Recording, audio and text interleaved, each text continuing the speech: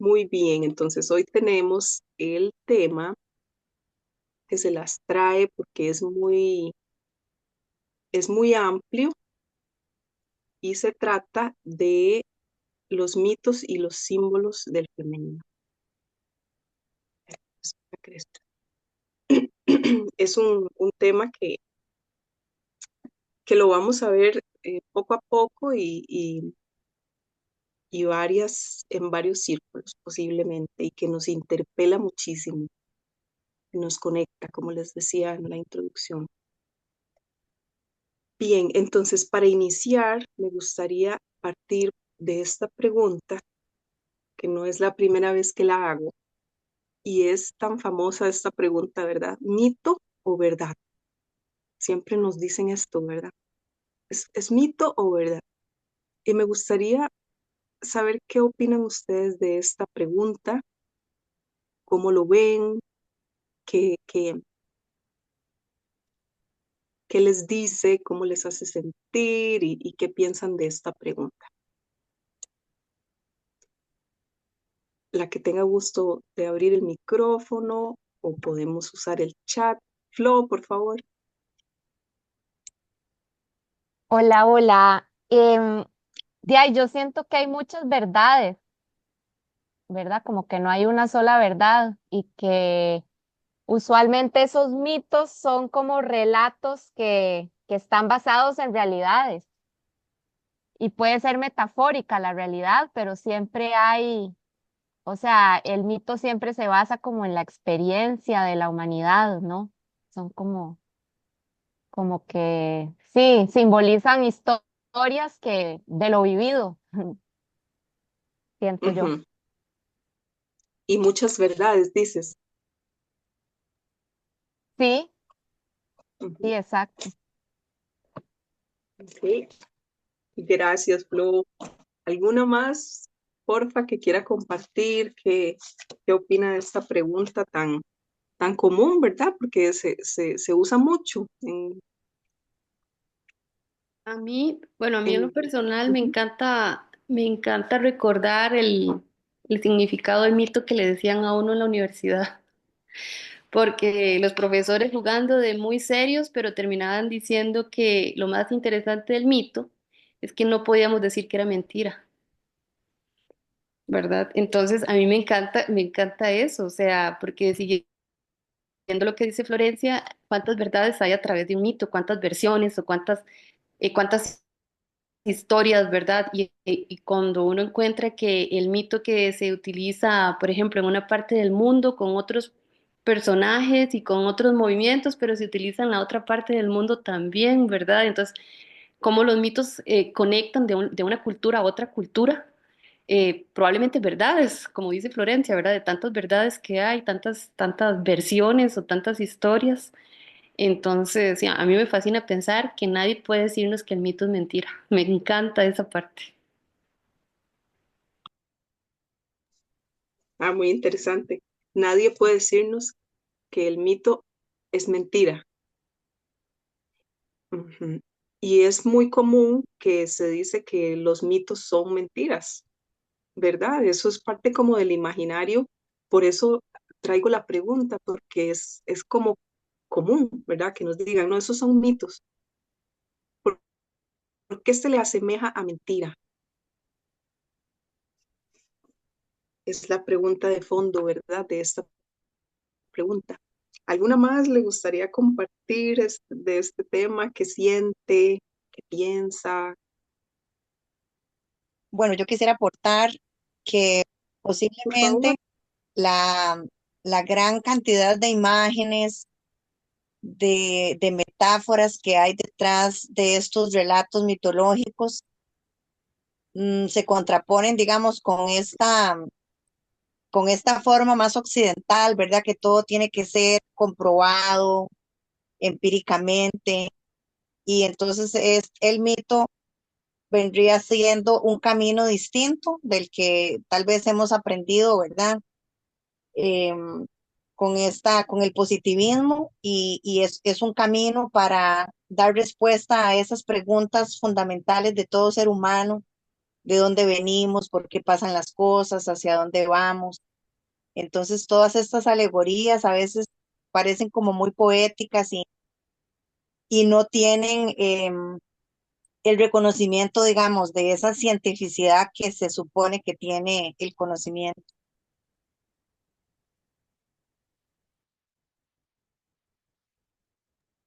Ujú.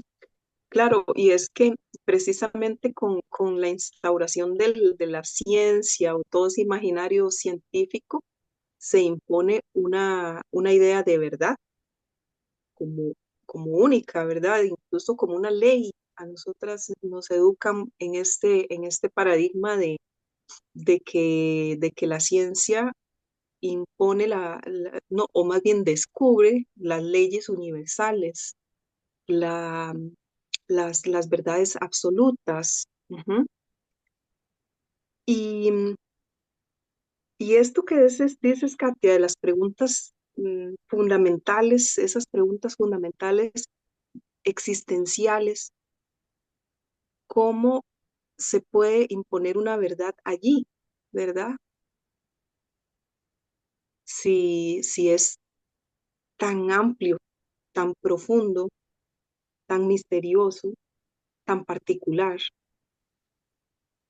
y no se puede imponer una verdad absoluta, como, como esperaría el método científico.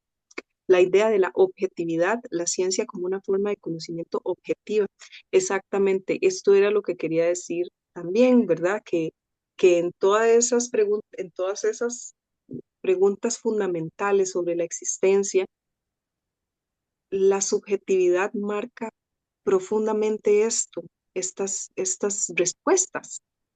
Entonces, ahí se queda un poco corto, ¿verdad? El método científico para darnos respuestas a esto, porque son órdenes diferentes. No sé si alguna más le gustaría compartir.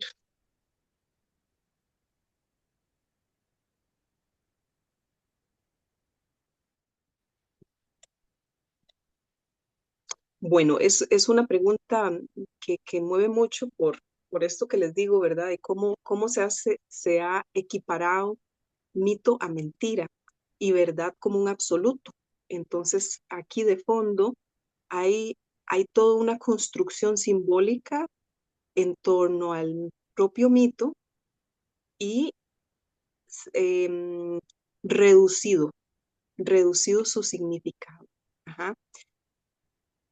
Entonces, la pregunta de qué son los mitos, ya mito con Y y con una H intercalada, los mitos tienen una mayor profundidad que esta comprensión más superficial del mito como equivalente a mentira, pero también hay un trasfondo de por qué, ¿verdad?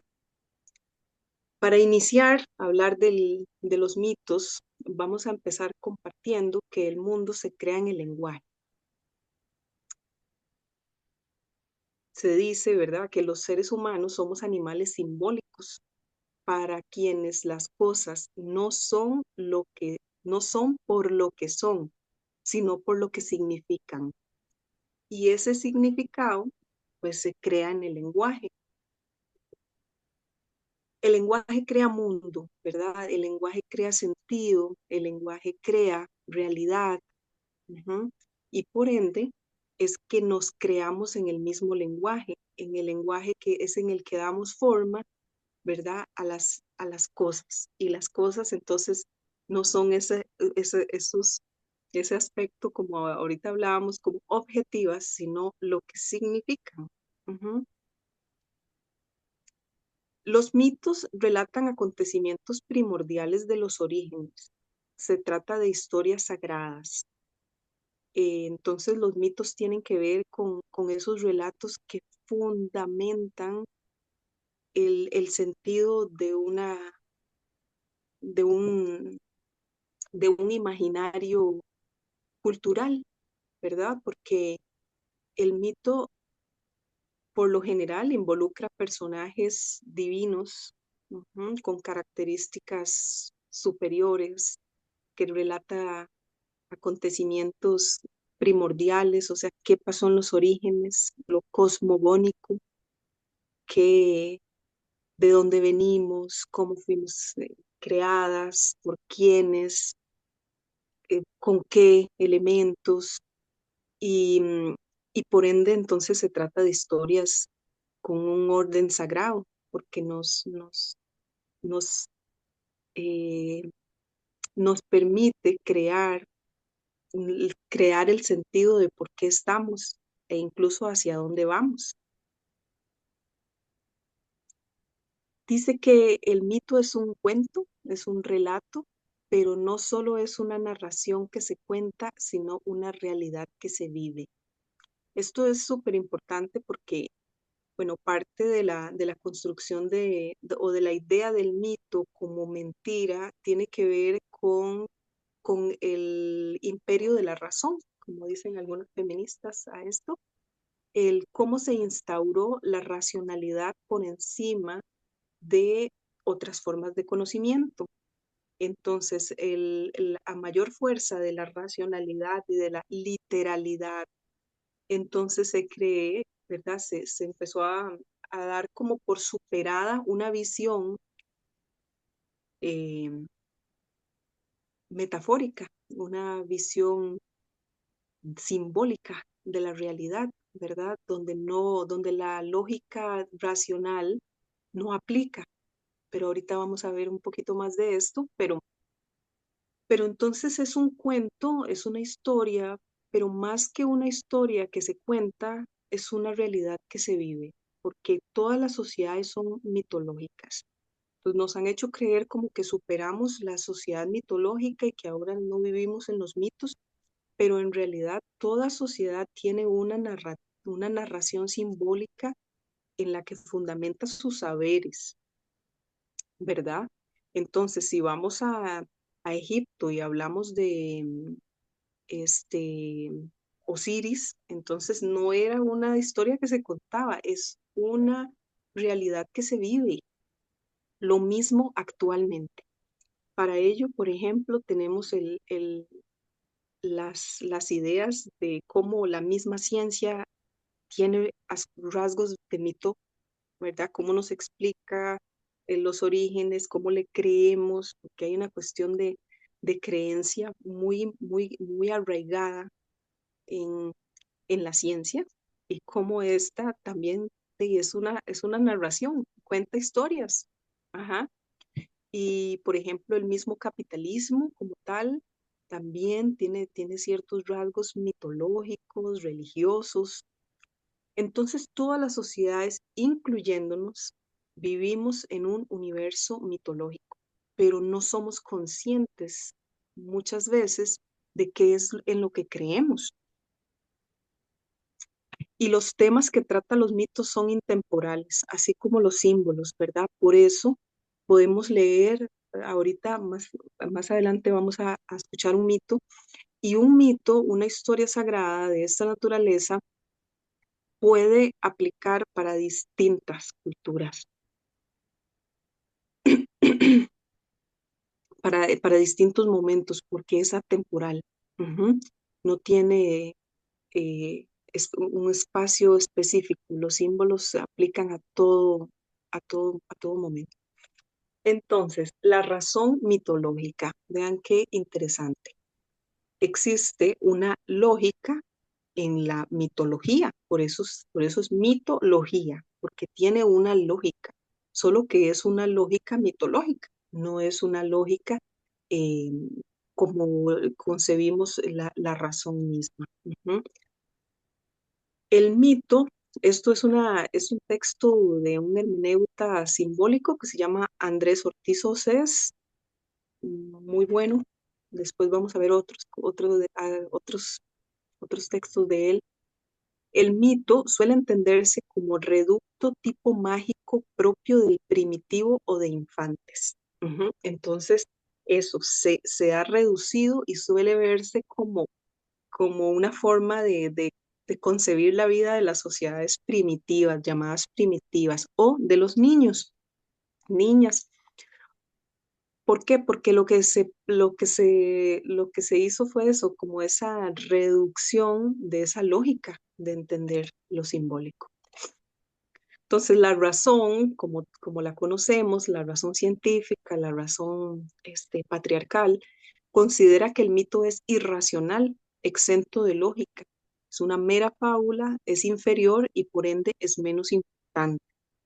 Pero en realidad, si vamos a los distintos pensadores filosóficos o filósofos, muchísimos relatan a partir de los mitos, fundamentan saberes. Ujú.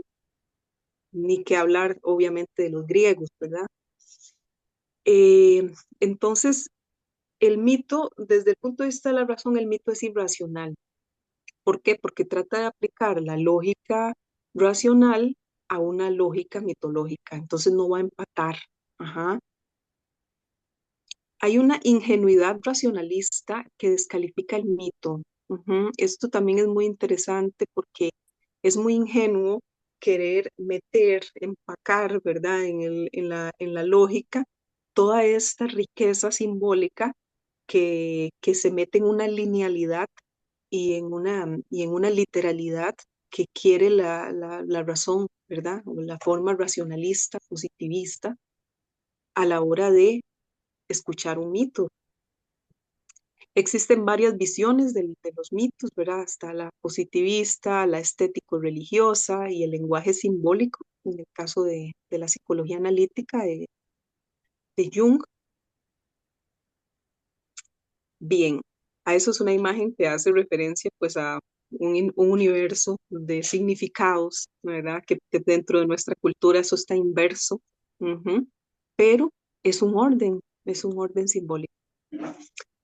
No vivimos en contacto directo con el universo, sino dentro de un universo mitológico. Ujú. O sea, entre nosotras y la realidad existe una construcción simbólica basada en el lenguaje y un universo de relatos, de historias que dan sentido a nuestra existencia y que fundamentan lo que sabemos, que esto es muy importante y lo vamos a ver varias veces. Los mitos articulan estructuras simbólicas del imaginario colectivo, delineando las configuraciones fundantes de sentido de la realidad vivida y convivida. Ujú. Entonces, todas las estructuras simbólicas se crean a partir de todas esas narrativas, ajá, y de todos esos elementos que tienen mayor poder, mayor peso, mayor influencia en un momento dado y cómo en el imaginario colectivo tienen eh, esa fuerte impresión, ¿verdad? Que crea comandos de sentido, ujú, de qué significa, eh, cómo se debe interpretar, qué puede ser interpretable, qué no, qué aplica dentro de un horizonte común, ¿verdad? Y entonces, vean qué interesante esto de cómo da sentido a la realidad que vivimos y obviamente la realidad que convivimos, porque compartimos todos los días los mitos. Todos los días estamos creando, recreando, dando sentido y también interpretando, asumiendo el sentido a partir del diálogo que tenemos unas y otras, ¿verdad? O sea, a partir de todas estas estructuras.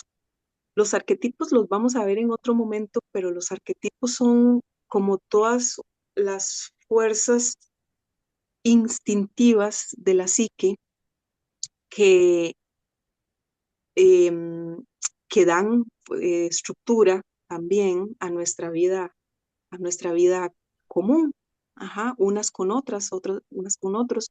Y esos arquetipos se activan y nos hacen actuar bajo su influjo, ¿verdad? Pero los vamos a ver con tiempo después. Pero por ahora es como aquellas fuerzas de la psique que son innatas, ajá, están ahí y se activan conforme a momentos de nuestra vida, historia personal, historia colectiva y en fin. Entonces, el mito es capaz de dar cuenta sobre lo irracionalizado. Subyace en el mito un logos, una lógica agazapada que articula y toma conciencia de lo aún no concienciado o lo preconsciente. Entonces, hasta donde la razón no puede llegar, el mito nos puede dar un impulso interpretativo. Ah, por ejemplo, cuando escuchamos un cuento y una historia, ¿verdad? Esa historia muchas veces nos dijo algo radicalmente personal y subjetivo a mi vida aquí ahora, a lo que la razón no puede llegar, ¿verdad? Entonces la razón tiene un límite y ahí donde está el límite de la razón, el mito puede darme más, ajá, porque el mito, la cualidad del mito también es este tema interpretativo. Entonces yo a la hora de que yo pueda interpretarlo, lo que hago es amplificar esa riqueza simbólica, porque lo aplico a mi presente. Ujú. Que esto es muy, muy interesante y muy rico porque el mito nos habla aquí, ahora, a ti, a mí, a nosotras, particular. Ajá, aunque sea universal, nos habla en particular. Ajá, porque tenemos esa capacidad de interpretarlo. Entonces, dice, subyace en el mito esta lógica, dice agazapada, o sea, como por ahí eh, escondida, ¿verdad? Esperando a, a poder articular. Y dice, y toma conciencia de lo aún no concienciado, lo preconsciente. O sea, hay aspectos que los mitos nos ayudan a ver porque está subyacente, están por debajo, no lo hemos pensado, pero a la hora de escuchar una historia, un mito, un relato, podemos tomar conciencia de ello y decir, mira qué interesante, sí, claro, es que, ¿verdad? Darle nuestro propio sentido. Entonces, hacer consciente algo que está, aún no es consciente.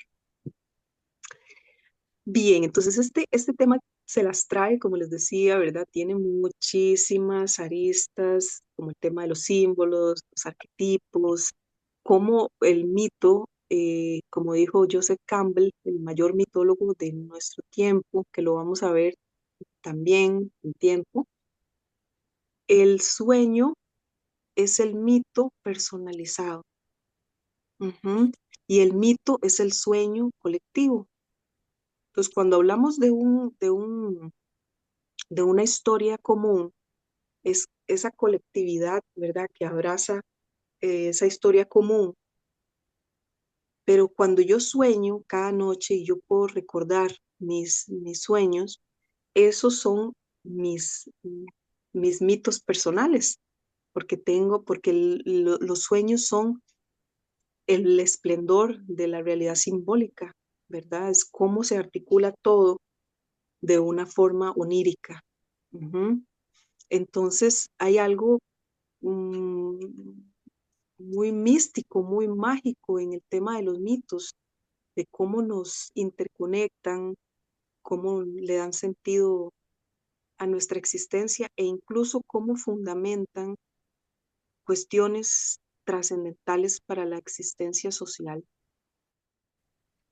Por ejemplo, el mito del Génesis, que parte del dogmatismo religioso es no considerarlo un mito, sino considerarlo una verdad, porque se considera sagrada, ¿verdad? Entonces, vean qué interesante. En el mito del Génesis, por ejemplo, se le da autorización, la versión del mito del Génesis, porque también hay varias versiones y los elementos de este mito, muchos son babilónicos, que también eso lo vemos después, porque es un mito para analizar, porque es nuestro universo mitológico. Aunque una no quiera creerlo y aunque diga, no, no voy a creer, nos influyen porque este mito nos lo cuentan cuando somos niñas. Entonces, cuando somos niñas y niños, no existe la verdad y la mentira. Las cosas se creen, ajá, y más cuando nos lo dicen adultos, con autoridad.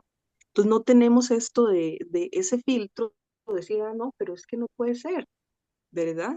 Sino que lo interiorizamos como una verdad.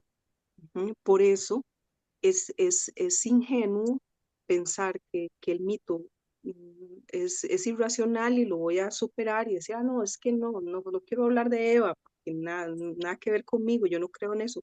Pero en el fondo hay toda una cultura, todo un relato que hace que yo esté condicionada por ese imaginario. Por eso, antes que reducir el mito, lo que recomienda Jung, por ejemplo, es amplificar el mito. Es decir, bueno, ¿de qué se trata el Génesis? Bien, ¿y qué fue lo que le pasó a Eva? ¿Y qué opinaría Eva entonces? Y cómo yo puedo ponerle más bien toda la luz y todo el foco de mi atención para que yo pueda quitar un poco del influjo de esto a partir de una reinterpretación, ¿verdad? Si yo me trato de quitar el tiro de no, yo no creo, lo que hago después es sustituir un mito por otro y ahora entonces la ciencia es mi trinchera y es lo que diga la ciencia, lo que es verdad y entonces no me cuestiono que estoy haciendo lo mismo que hacía en otro momento la religión, pero ahora con otro discurso, con los libros científicos y con lo avalado académicamente. Entonces, hay que ser muy pilas, ¿verdad? Hay que ser muy sagaces, muy felinas para prestar atención y poner luz a estos relatos y ver cómo nos influyen.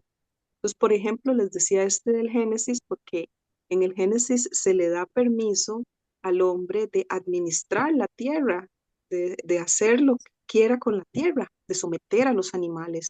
Entonces, por eso también ahora tenemos un orden absolutamente destructivo. Antes del Génesis nunca había existido un mito que le diera al hombre la potestad de mandar a la mujer y a la tierra. Entonces, esa potestad que existe allí, vean la fuerza que tiene en el imaginario que se despojó de ánima o de alma o de conciencia a todos los seres. No se cree que la naturaleza tenga conciencia. ¿Por qué? Porque es un objeto se convirtió en un objeto de explotación, de administración, y así tenemos ya autores científicos también que pues ponen la tierra a disposición de ese sometimiento. Por ejemplo, Bunge. Bueno, no es casual porque también existe, como les decía, todas las creencias fundamentan los saberes.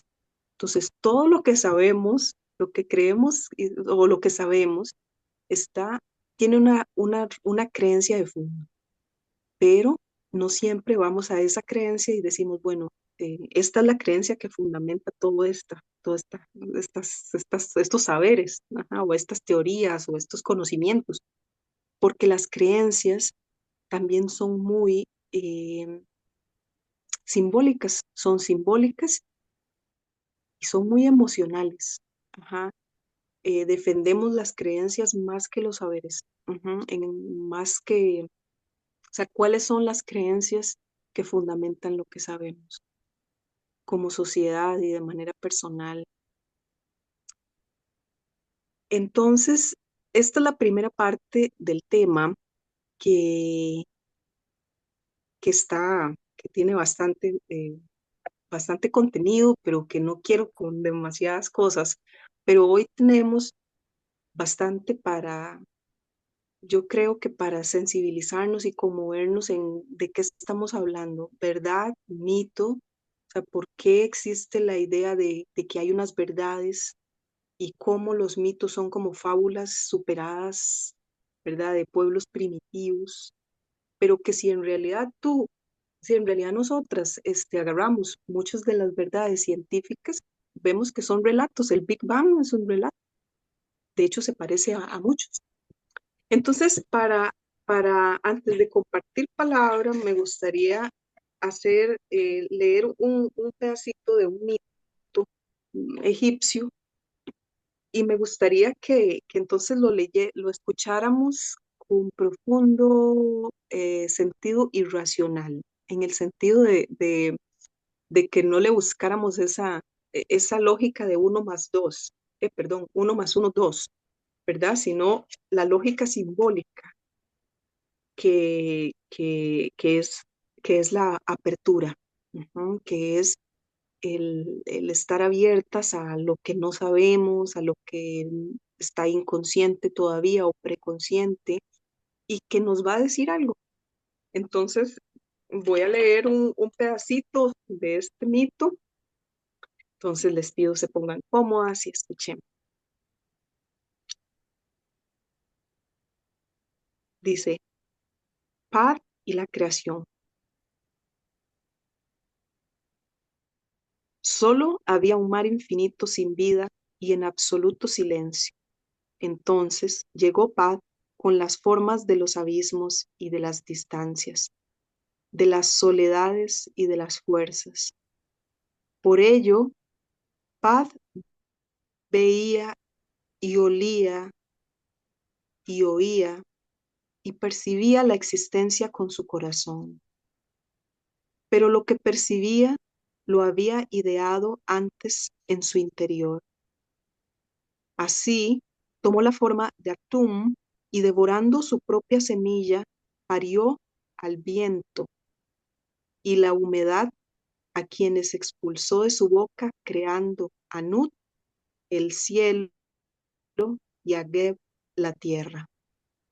Atum, el no existente, fue una manifestación de Paz.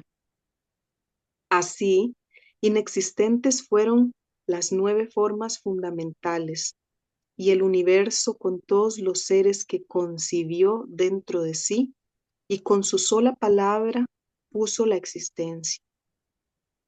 Después de haber creado todo con su boca, descansó. Por esto, hasta el fin de los tiempos serás invocado, ser inmenso creador de los mundos. Llama a la vida a quienes no han nacido, pero están dentro de ti. Llama a la vida a quienes ya murieron, pero están dentro de ti.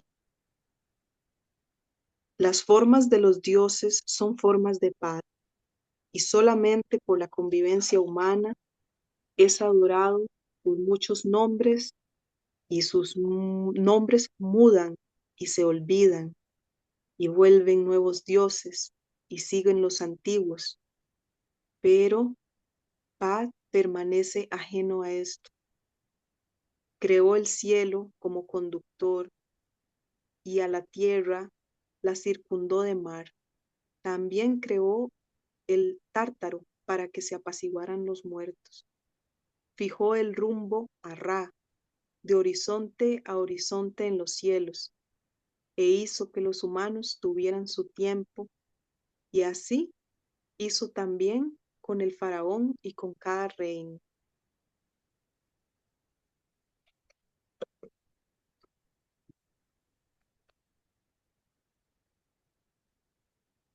Ujú.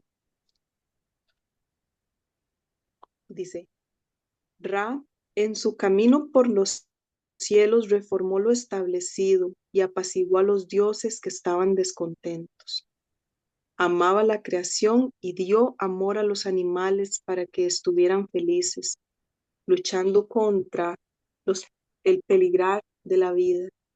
Dio límites a la noche y al día, fijó las estaciones, puso ritmo al Nilo para que regara el territorio y luego se desplegara para que todos pudieran vivir del fruto de las aguas.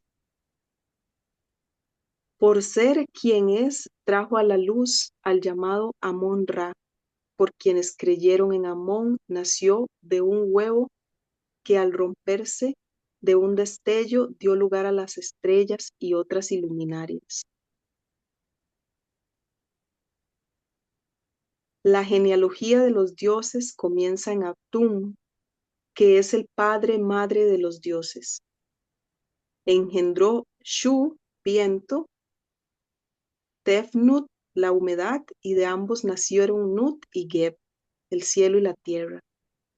Estos hermanos se unieron y procrearon a Osiris, a Set, a Neftis e Isis. Esta es la Eneada divina de la que deriva todo. Muy bien. Ese es un pedacito de un mito de los orígenes, en el caso de Egipto.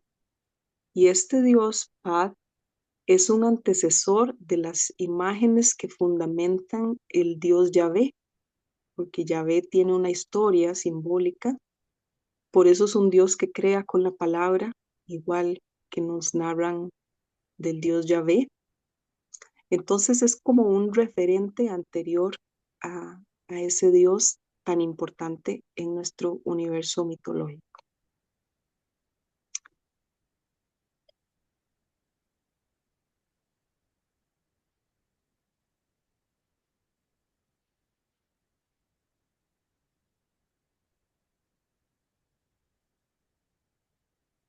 Bien, ¿cómo están? ¿Cómo se sienten? Voy a hacer una pausa antes de darle a la meditación con Ro, si nos da tiempito, porque Ro también está como en carretera, pero voy a hacer una pausa. Bueno, las reflexiones que hemos estado compartiendo, muy ricas sobre las verdades, las mentiras, las verdades absolutas, como aquellos dogmas que nos separan,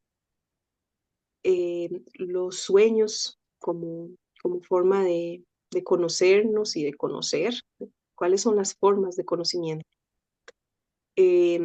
Rosa nos deja esta reflexión, dice, los mitos se relacionan directamente con los paradigmas preponderantes. Entonces, preguntarnos, ¿qué es real? ¿Quién soy yo realmente? Son temas claves dentro de este tema, desde lo irracional y más intuitivo, como originalmente nos guiábamos. Entonces, hay una forma de conocimiento y de guía interna, original a nosotras, que es una forma de guiarnos por esta realidad y que tenemos que restaurar esa confianza.